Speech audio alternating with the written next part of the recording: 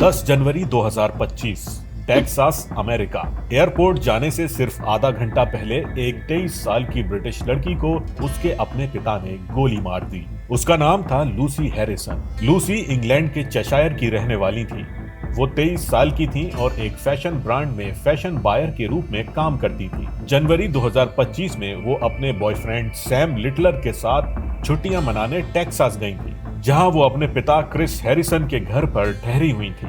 लेकिन घर के अंदर माहौल शांत नहीं था। कोर्ट में हुई सुनवाई के अनुसार लूसी और उनके पिता के बीच अक्सर बहस होती थी। उनके वैचारिक मतभेद थे। दो बातें हमेशा टकराव का कारण बनती थी: उनके पिता की शराब की आदत और घर में रखी बंदूकें। लूसी गन कल्चर के खिलाफ थी। उन्हें लगता था कि हथियार रखना समाज के लिए खतरनाक है, जबकि उनके पिता बंदूक रखते थे। ये मतभेद नया नहीं था, लेकिन 10 जनवरी की सुबह ये बहस बहुत आगे बढ़ गई। उस दिन लूसी और सैम यूके लौटने की तैयारी कर रहे थे। एयरपोर्ट जाने का समय करीब था, तभी डोनाल्ड ट्रंप को लेकर बहस शुरू हुई। सैम लिटलर ने कोर्ट में बताया कि बहस काफी बड़ी हो गई। लूसी भावुक हो गई। वो रोते हुए ऊपर अपने कमरे में चली गई। वहां उन्होंने अपने पिता से पूछा, अगर मैं उस लड़की की जगह होती और मेरे साथ सेक्सुअल असॉल्ट होता तो आपको कैसा लगता? लिटलर के अनुसार क्रिस ने जवाब दिया कि उनके साथ उनकी 2 और बेटियां रहती हैं और अगर ऐसा कुछ होता तो उन्हें ज्यादा फर्क नहीं पड़ता। ये सुनकर लूसी बहुत आहत हो गई और कमरे से बाहर चली गई। माहौल भारी था, लेकिन किसी ने नहीं सोचा था कि आगे क्या होने वाला है। एयरपोर्ट जाने में लगभग 30 मिनट बचे थे।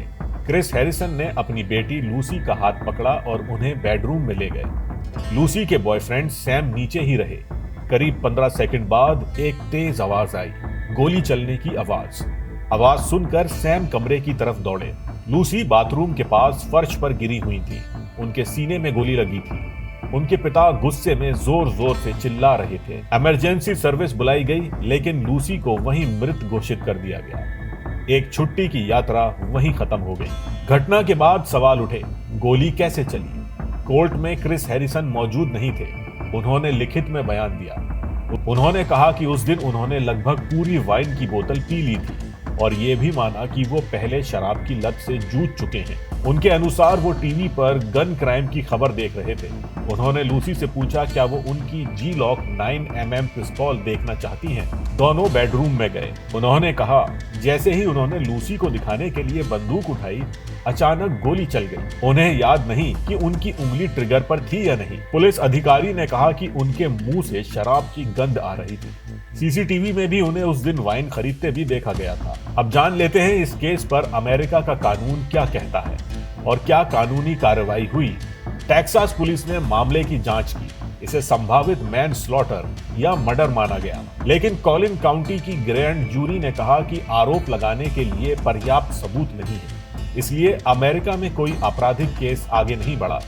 हालांकि यूके में इस मामले की इंक्वेस्ट शुरू हुई, क्योंकि विदेश में किसी ब्रिटिश नागरिक की अचानक मौत की औपचारिक जांच जरूरी होती है। ये घटना एक परिवार के अंदर विचारों के टकराव, शराब और हथियार की मौजूदगी के बीच हुई, जिसने एक युवा जिंदगी खत्म कर दी।